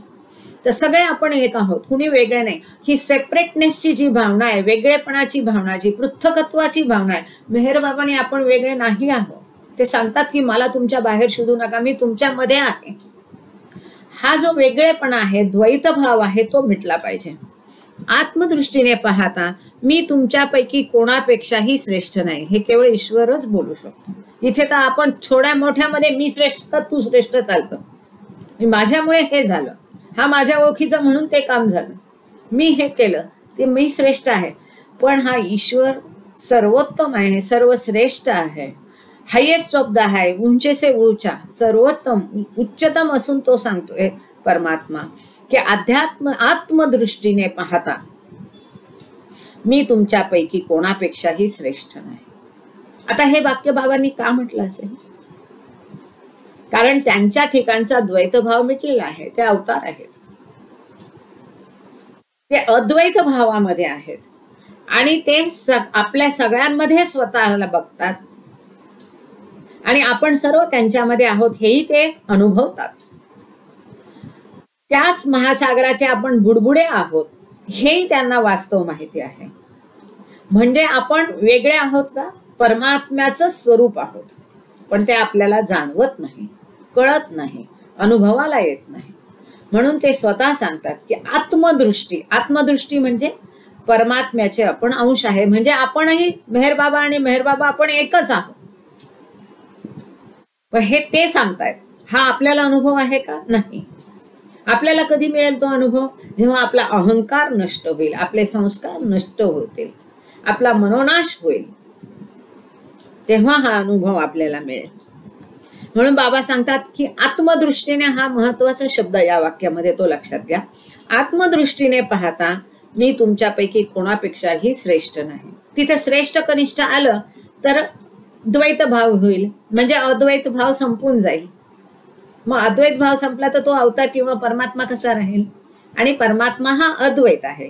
या दृष्टीने हे वाक्य फार महत्वाचं आहे की आत्मदृष्टीने पाहता मी तुमच्यापैकी कोणापेक्षाही श्रेष्ठ नाही. मी तुम्हाला ईश्वरत्व बाहेरून देणार असे नव्हे.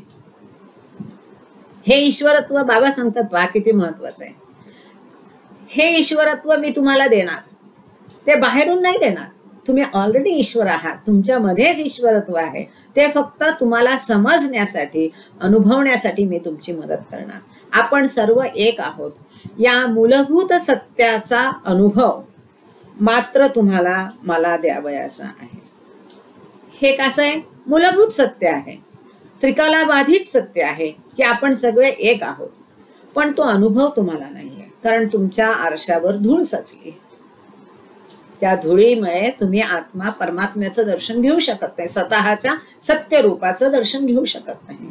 पण ते सत्याचा अनुभव तुम्हाला करून देण्यासाठी मी आलो आहे, नाही कुठल्या धर्माची स्थापना करण्यासाठी.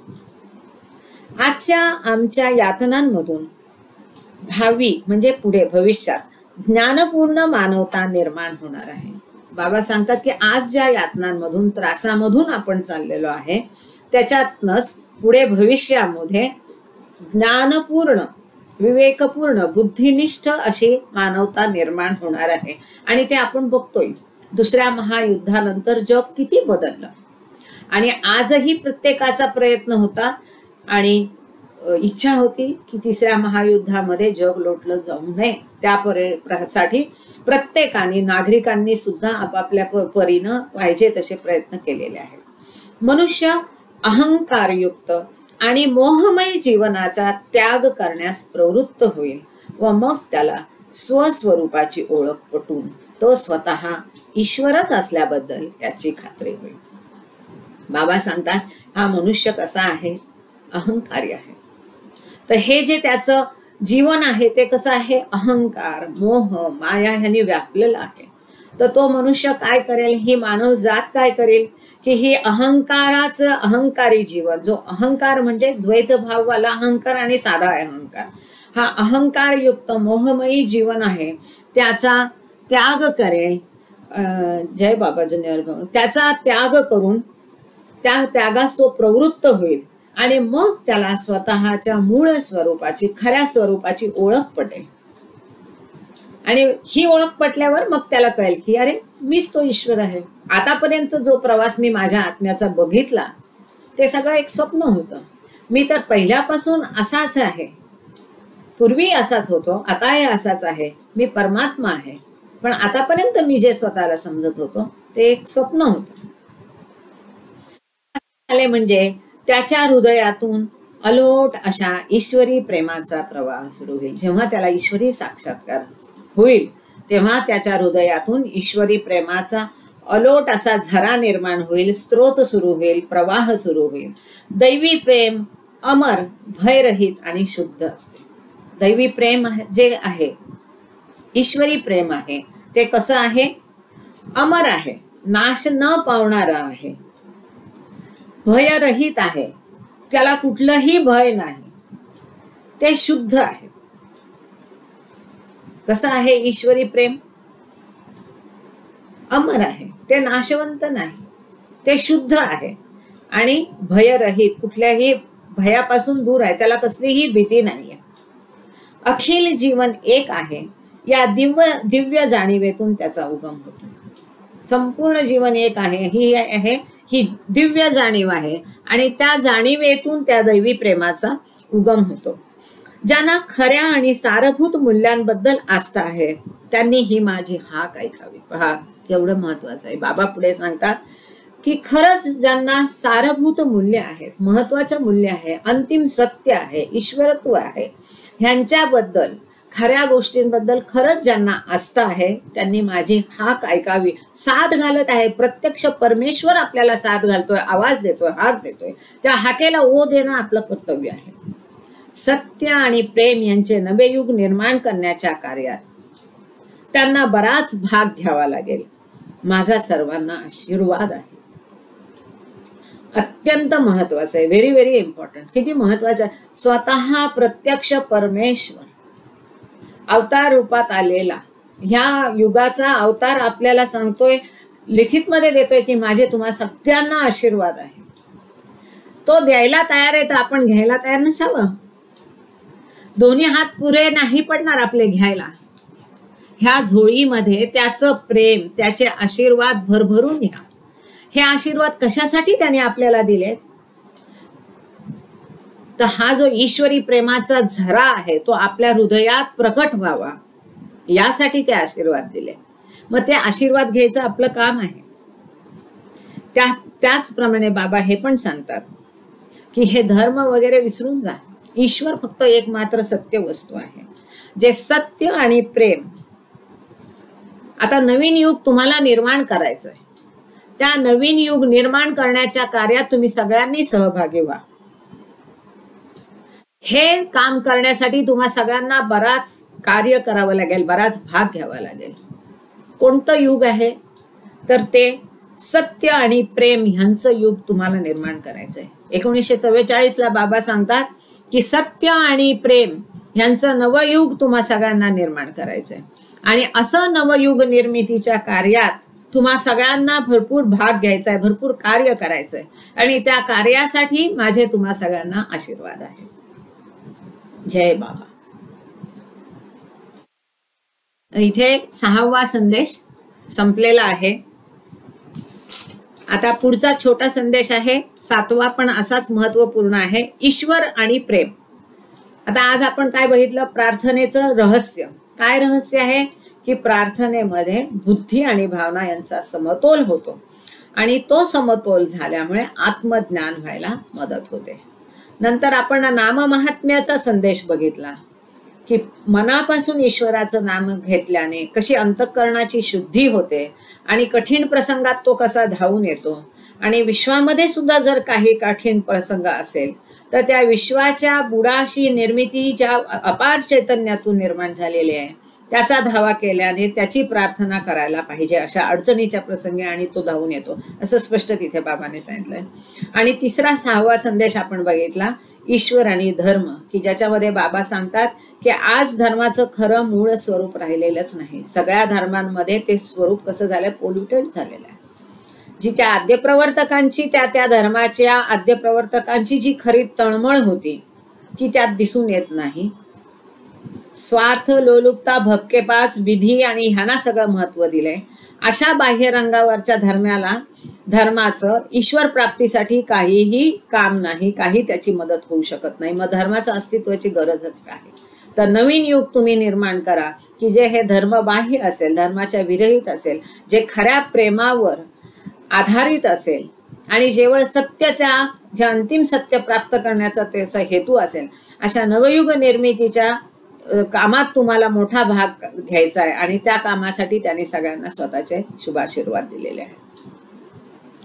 कुणाला काही विचारायचंय, सांगायचंय? जय बाबा.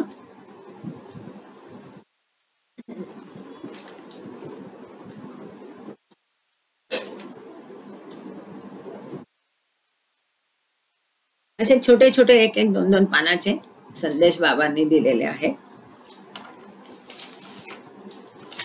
कुणाला काही बोलायचं नसेल तर पुढचा भाग सुरू करूया.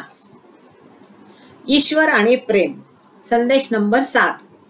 ईश्वर आणि प्रेम. मला वाटतं आपल्याकडे बरेच जण आहेत. गणेश आहे म्हणजे गाडेकर काका असतील ना? किंवा मग आयदर आपण कोणाला बोलायला सांगू शकतो किंवा हे वाचू शकतो किंवा पुढे जे पुस्तक आपल्याला घ्यायचंय त्याच्याबद्दल थोडी चर्चा करू शकतो. काय करूया केतकी, की संदेश वाचूया?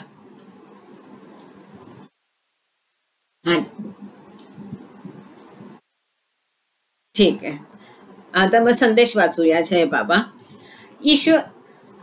जय बाबा. हा ओके, थँक्यू. जय बाबा. सुरेखाताई जय बाबा.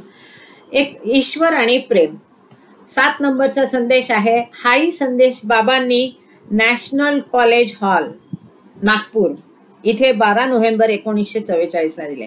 जेवढे नागपूरवाले लोक आहे ते एक ट्रिप काढू शकतात, बाहेरून लोक आल्यावर त्यांनाही बोलू शकता, गाडी करून सगळ्या बाबांच्या ठिकाणांना भेट देऊ शकता. जसं आपण बघितलं मागाशी गोरक्षण कंपाऊंड मध्ये संदेश दिला बाबांनी 1944 ला. यापुढचे सगळे संदेश एकामागे नागपूरला दिलेले आहेत.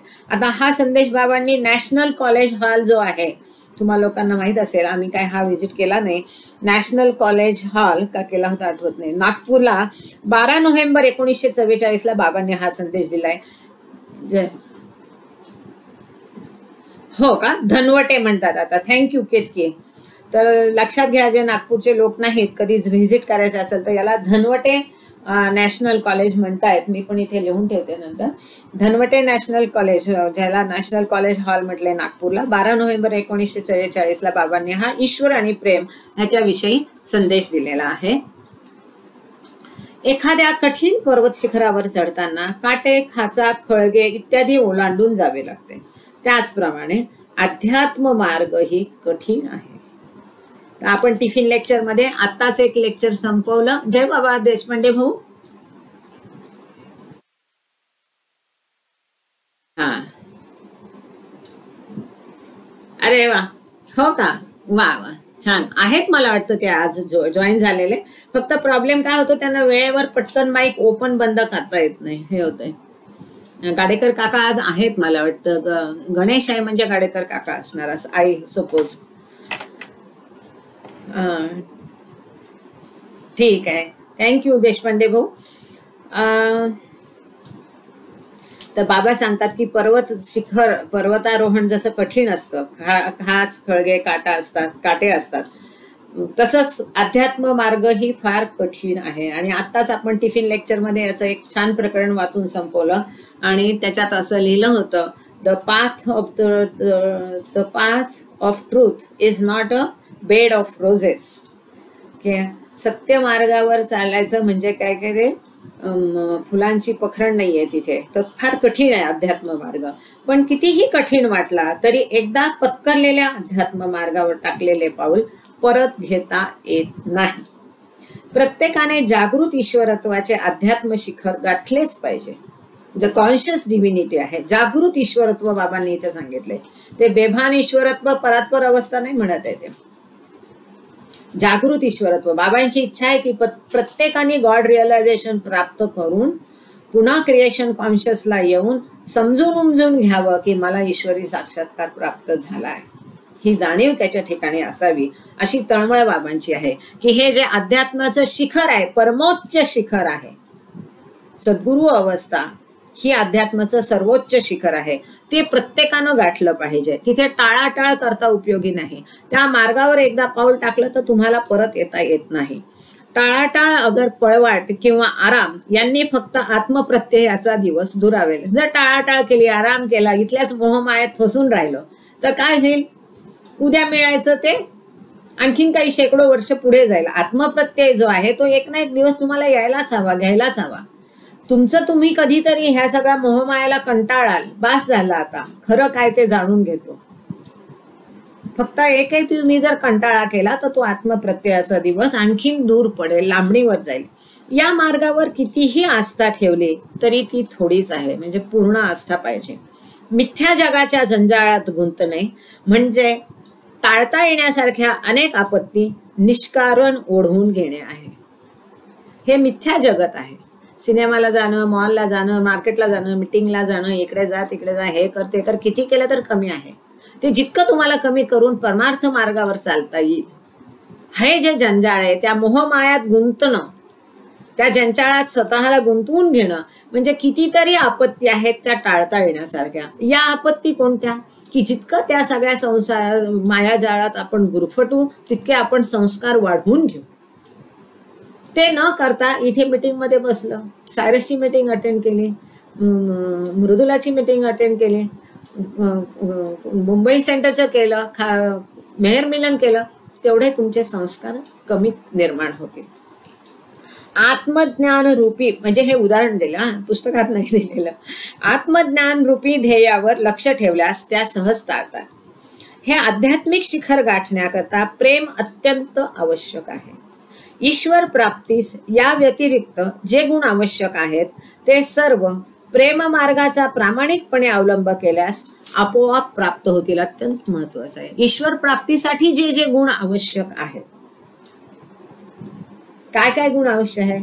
निस्वार्थ सेवा, धैर्य, स्वार्थ नको, इक्विपॉइज पाहिजे, स्वार्थीपणा नको, खोटं बोलायचं नाही, पश्चात निंदा करायचं नाही, वगैरे वगैरे वगैरे. ही जितके काही गुण आवश्यक आहेत ईश्वर प्राप्तीसाठी, तुम्ही जर प्रेमाचा मार्ग अवलंबला, द्वेष नको, राग नको, प्रेमाचा मार्ग अवलंबला तर बाबा सांगतात हे सगळे गुण आपोआप प्राप्त होतील. तुम्ही प्रेमाचा मार्ग अवलंबा आणि ईश्वर प्राप्तीसाठी जे काही गुण आवश्यक आहेत ते आपोआप तुम्हाला मिळतील. पण प्रेमाचा मार्ग कसा पाहिजे? प्रामाणिकपणे अवलंब त्याचा करायचा, प्रामाणिकपणे त्या मार्गावर चालायचं.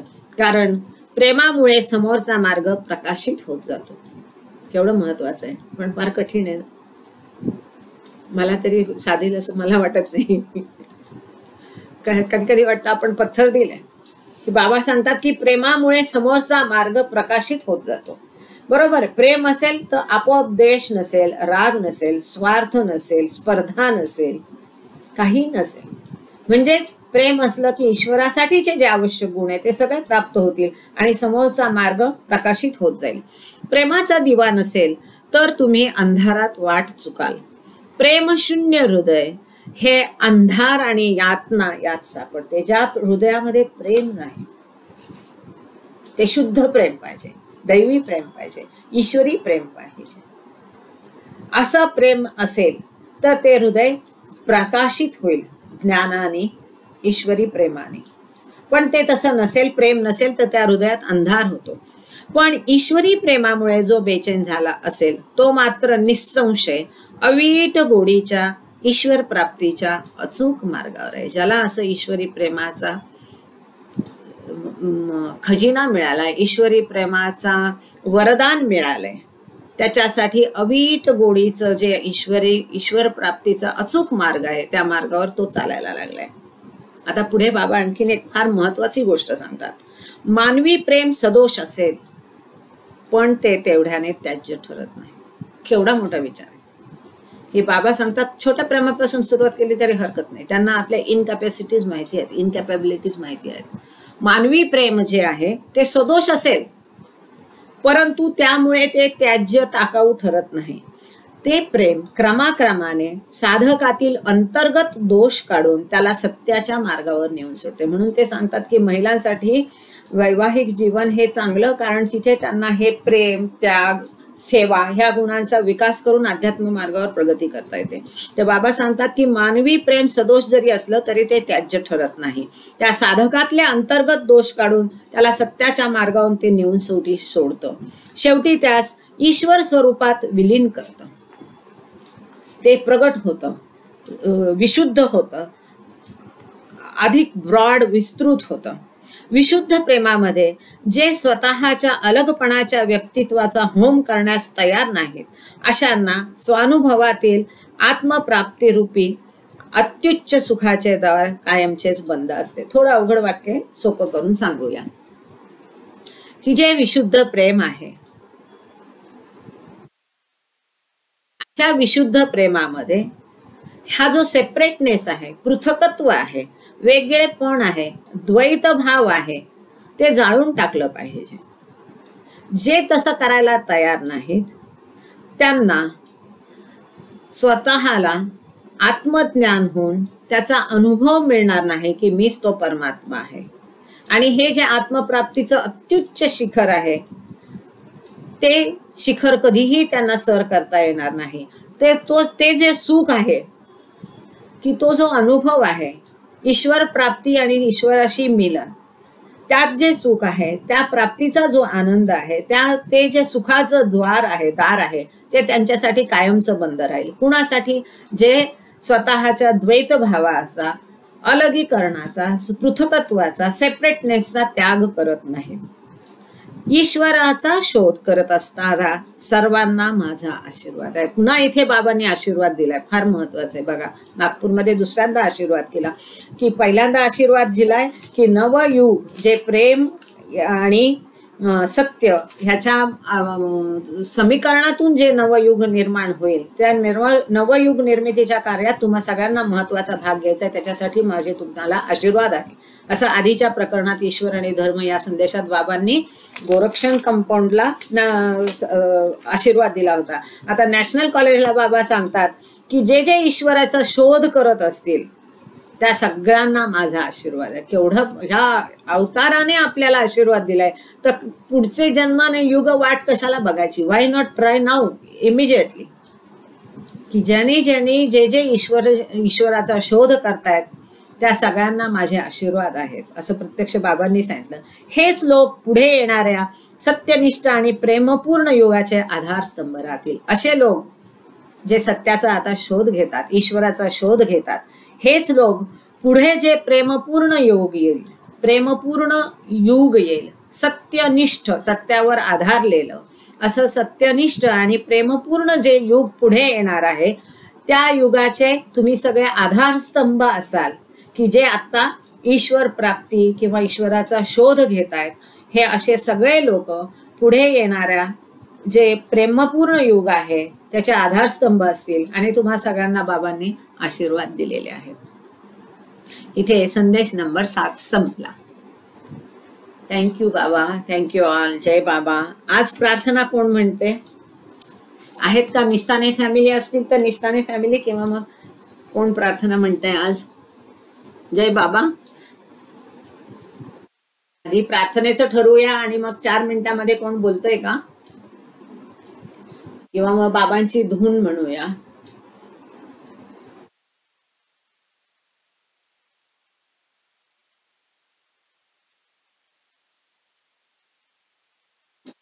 नाहीये. आणि राजेंद्र निस्ताने ते पण नाही, त्यांना डॉक्टरकडे जायचं होतं. बरं बरं, ठीक आहे.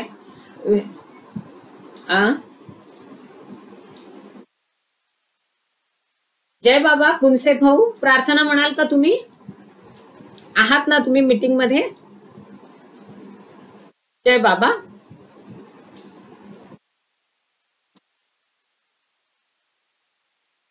अच्छा, ठीक आहे. बरं. अरे हो, बरोबर. मी यांना सांगितलं, मी विसरून गेले, सॉरी. हा, तुम्ही प्रार्थना म्हणाल. बरं, ठीक आहे. एक 3 मिनिटांनी प्रार्थना सुरू करूया.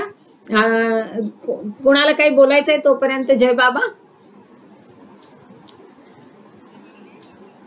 हा,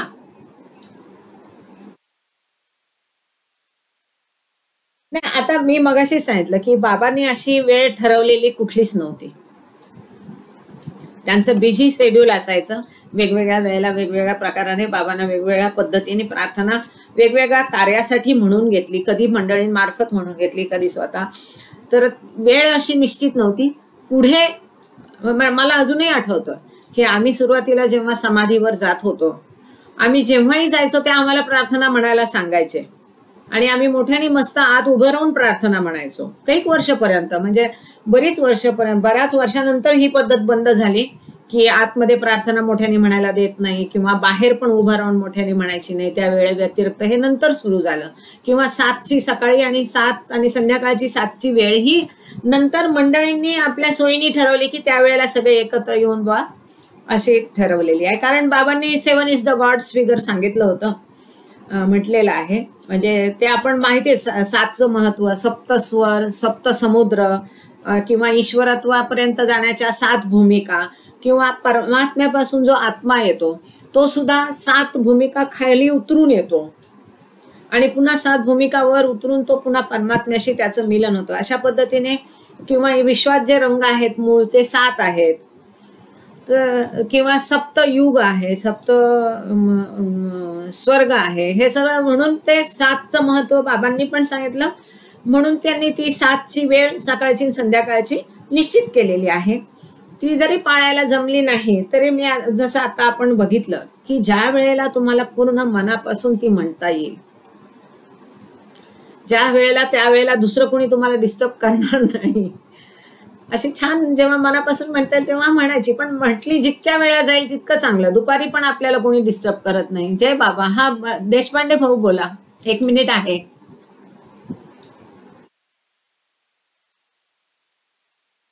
हा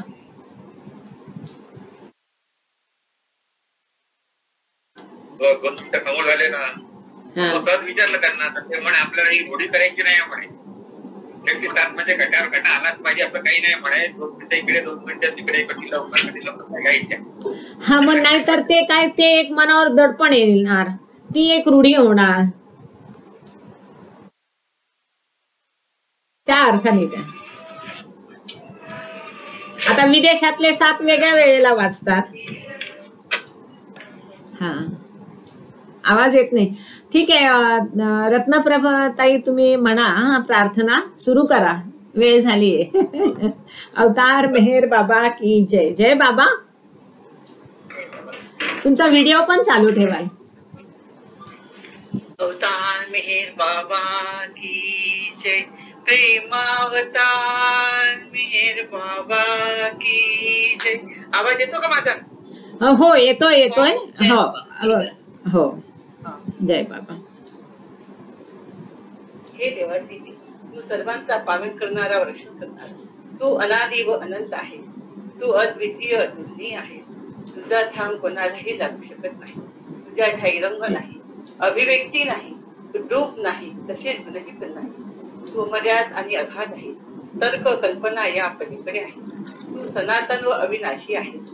तू अविभाज्य आहेस. दिव्य दृष्टीशिवाय तुला कोणीही पाहू शकत नाही. तू सतत होतास, तू सतत आहेस व सतत राहशील. तू सर्व ठिकाणी आहेस, सर्वात आहेस, तरी सर्वांच्या पलीकडे आहेस. तू आकाश मंडळात आहेस, तू पाताळात आहेस. तू व्यक्त व अव्यक्त आहेस. तू सर्व भूमिकात आहेस, सर्व भूमिकांच्या पलीकडे आहेस. तू 3ही गुणात आहेस व त्रिगुणाच्या पलीकडे आहेस. तू अगोचर असून स्वतंत्र आहेस. तू विश्वकर्ता व देव देवेश्वर आहेस. तू सर्व मनाचा व हृदयाचा ध्याता आहेस. तू सर्व शक्तिमान व सर्व व्यापी आहेस. तू अनंत ज्ञान, अपरिमित शक्ती व असीम आनंद आहेस. तू ज्ञान सिंधू आहेस. सर्वज्ञ अनंत ज्ञानी आहेस. भूत वर्तमान भविष्य याचा तू ज्ञाता असून स्वमेव. तू दयेचा सागर असून सदैव कल्याणकारी आहेस. तू अनंत गुणांनी नटलेल्या आत्मांचा आत्मा आहेस. सत्य, ज्ञान व आनंद याची त्रयी तू आहेस. तू सत्याचा उगम असून प्रेमाचा महासागर आहेस. तू आदी पुरुष असून श्रेष्ठाहून श्रेष्ठ आहेस. तू प्रभू व परमेश्वर आहेस. तू परमदेव असून परात्पर परब्रह्म परमात्मा आहेस. तू परब्रह्म, अल्लाह, इलाही, यजदान, अहुर्मत व प्रियतम परमेश्वर आहेस. तुझा पूजार्य किंवा एकमेव पूजनीय असेल. हे असीम दयासागर सद्गुणाज, आमच्या हातून घडलेल्या सर्व पापांबद्दल आम्हाला पश्चाताप आहे. असत्य, अन्याय, अमंगल अशा प्रत्येक विचाराबद्दल, बोलू नये अशा बोलल्या गेलेल्या प्रत्येक शब्दाबद्दल व करू नये अशा केलेल्या प्रत्येक कृतीबद्दल आम्हाला पश्चाताप आहे. प्रत्येक कामुक विचाराबद्दल व कामुक कृत्याबद्दल आम्हाला पश्चाताप आहे. तसेच प्रत्येक खोटेपणाबद्दल, सर्व प्रकारच्या ढोंगाबद्दल आणि देऊनही पूर्ण न करू शकलेल्या प्रत्येक वचनाबद्दल, लोकांच्या अनुपस्थितीत त्यांची निंदा करण्याबद्दल व त्यांचे दोष टाकण्याबद्दल आम्हाला पश्चाताप आहे. हे प्रभुराज, आमच्यावर अपार दया करून आम्ही केलेल्या या सर्व पापांबद्दल आम्हाला क्षमा कर. तसेच तुझ्या इच्छेप्रमाणे विचार करण्याच्या, बोलण्याच्या, वागण्याच्या बाबतीत आमच्या हातून सतत ज्या चुका झाल्या त्यांच्याही बद्दल तू आम्हाला. हे प्रियतम परमेश्वरा, तुझ्यावर अधिकाधिक प्रेम करण्यासाठी आम्हा सर्वांना तू सहाय्य कर. अधिक, आणखी अधिक, त्याहूनही आणखी अधिक प्रेम करण्याकरता इतके की तुझ्याशी एकरूप होण्यास आम्ही पात्र व्हावे व तुझ्यावरील आमचे प्रेम वृद्धिंगत व्हावे, यासाठी आम्हाला तू मदत कर आणि प्रियतम बाबांचा दामन अगदी अखेरच्या क्षणापर्यंत हा देशीत राहावा, यासाठी आम्हाला तू सहाय्य कर। अवतार मिहिर बाबा की जय, प्रेमावतार मिहिर बाबा की जय, मौन अवतार मिहिर बाबा।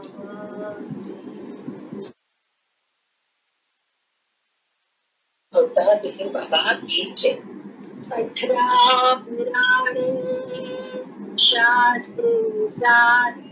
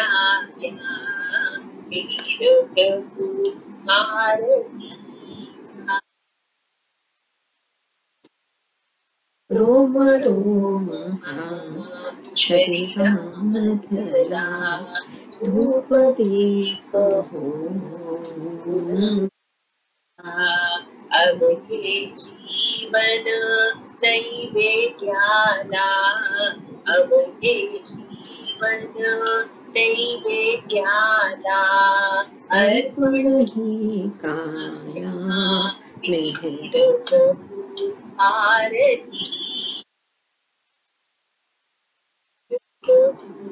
आरती ज्ञाया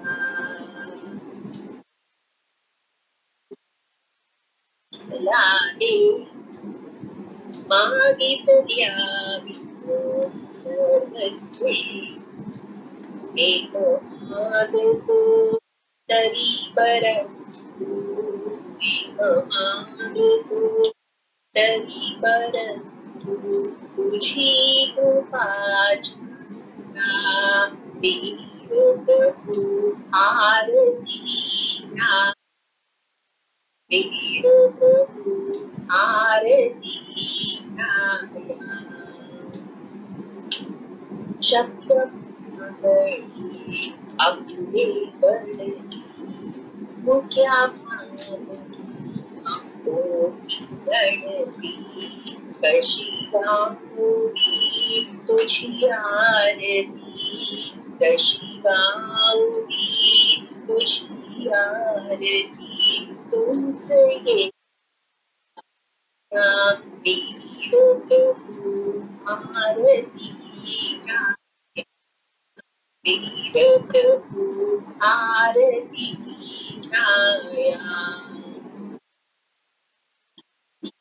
दयाळा प्रभु तुम्हारा दयाळा प्रभु तुम्हारा हृदय मंदिरा प्रभु आरती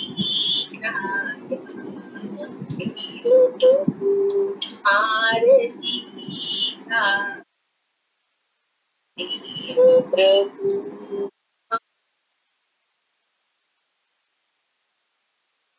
अवतार मेहर बाबा की जय, अवतार मेहर बाबा की जय, अवतार मेहर बाबा की जय। जय बाबा सगळे, जय बाबा। छान।